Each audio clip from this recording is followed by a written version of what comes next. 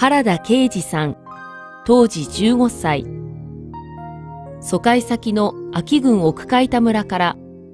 船入りの自宅にいた父親を探しに広島市内に入りました。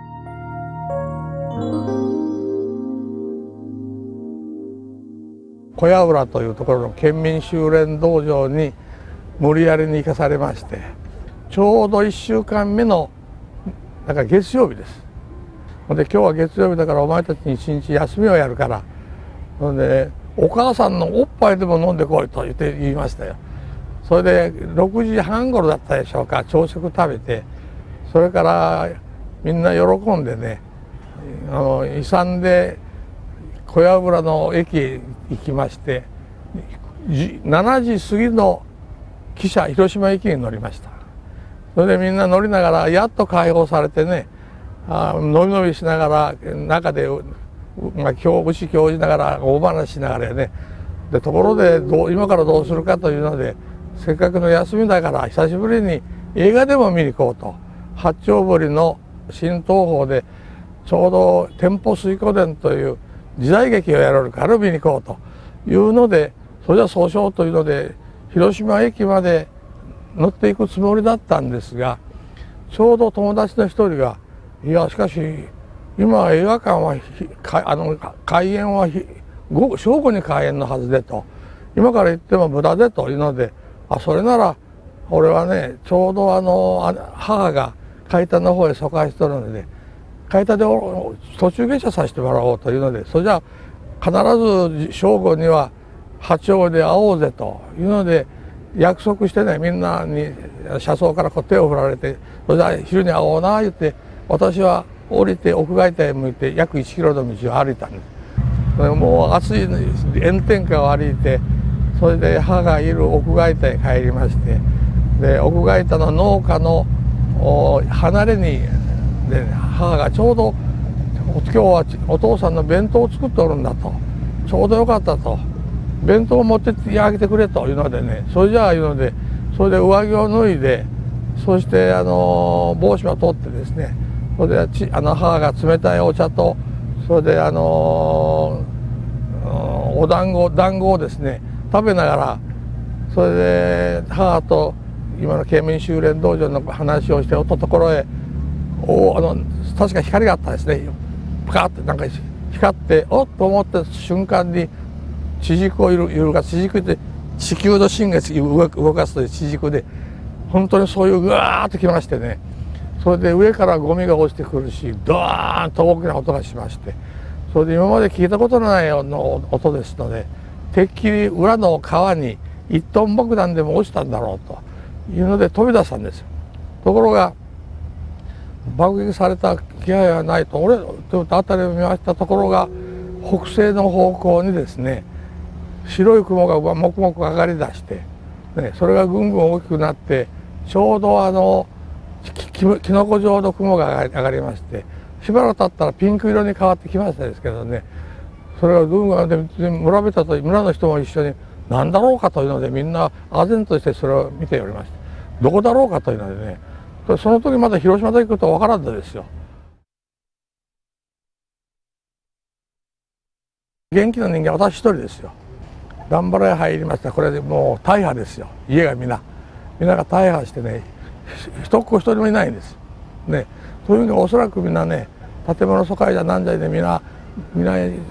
広島市街へ避難したんだと思いますけど、人影はなしね。そういう中で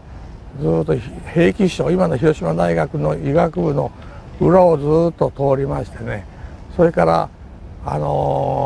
別所町に出て、それから肘山の裏を通って、肘山の南側を通って肘山橋があるんですよ。肘山橋のところに出ましてね、出ましたところでグラマンが急降下で、私も生きとるのは私しかいないんだから、急降下で降りてきました。それでこれは危ないと思うてね、すぐ辺りを見たら大きな防空壕があったもんですから、その防空壕へ飛び込んだんです。ところが防空壕の入り口はですね、遺体がいっぱいですよ。原爆でやられた遺体がいっぱいでね、入り口が折り重なるように遺体でもう一人も入ることのできないような隙間がないぐらいにもういっぱいですよ。上も下も。でこれはもう入れないやと思ってね、諦めてね、呆然とこう上を見ていました。そしたら向こうのグラバーもね、まだ少年だなというので、なんか細い少年だなと思って、そのまま見逃してくれたんだろうと思いますが、そのまま鯉の方へ向かっていなくなりましたけどね、助かったと思って、そしてそういうので、辺りはもう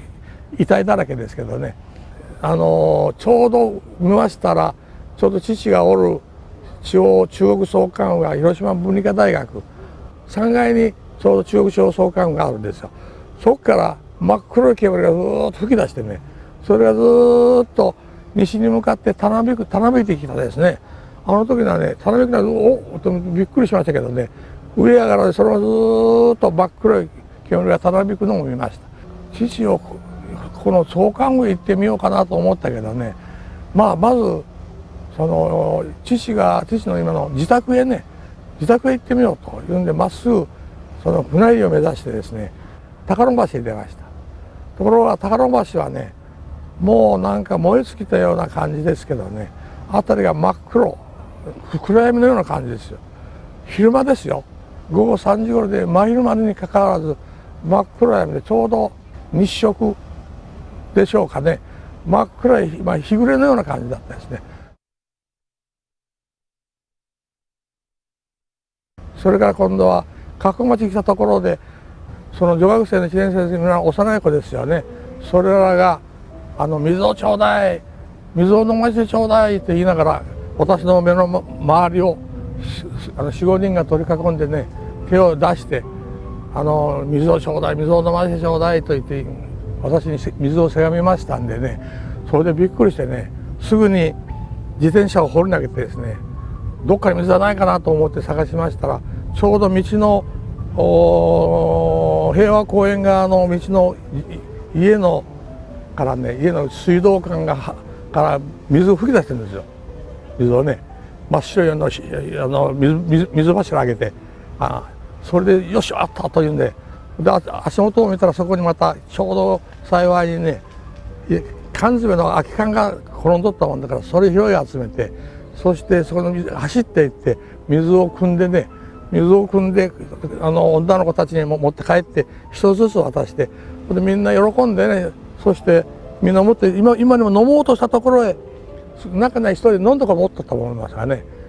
また来たんです、憲兵が。違う憲兵ですよ。憲兵が来て「ほらー!」と言うんでね、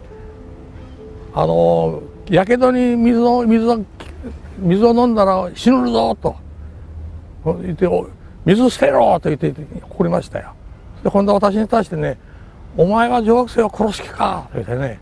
「水は気もせぐとお前しとろが!」と言って怒りましたよ。ほんで私はね、まだもう少しカンカンも持ったやつをね、しょうがなしに捨てました。女学生をしょうがなしに捨てましてね、そして恨めしげな顔して、水が欲しいのに恨めしげな顔して、そのままスーッとまた煙の中に隠れてしまいましたね。ほんで私もなんとか飲ましてやりゃいいのにな思って、しばらく今の憲兵の顔を見たんですが、憲兵はとにかく激しい顔してね、私叱るですよ、お前寝るとかって言ってね、これしょうがないな、これはどうしようもないな思って、後ろ髪引かれる思いでまた自転車を持って今度は住吉橋の船入の方向に向かって立ち去ざるを得なかったんですけどね、かわいそうなことをしたなという気でですね、なんとか水をやる手立てはなかったかなと思ってね、ものすごくそれが私の心のトラウマになってね、今もってそれがあるんですよ。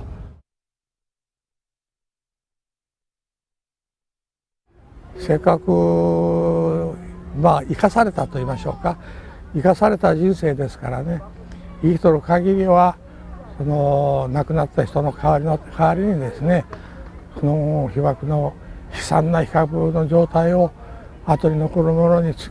後世に伝えないかんぞと、それが私自身の務めだということでね、元気を振り絞ってと言いましょうか、生きる限りね、こういう原爆被爆の状態を正しく伝えた後、それを決してこういうことのないように残る子供や孫たちにもうこういう目に遭わしちゃいかんぞと、そういうためにはどうしてもその世界平和のためにね、これを忘れてはならない、風化させてはならないと。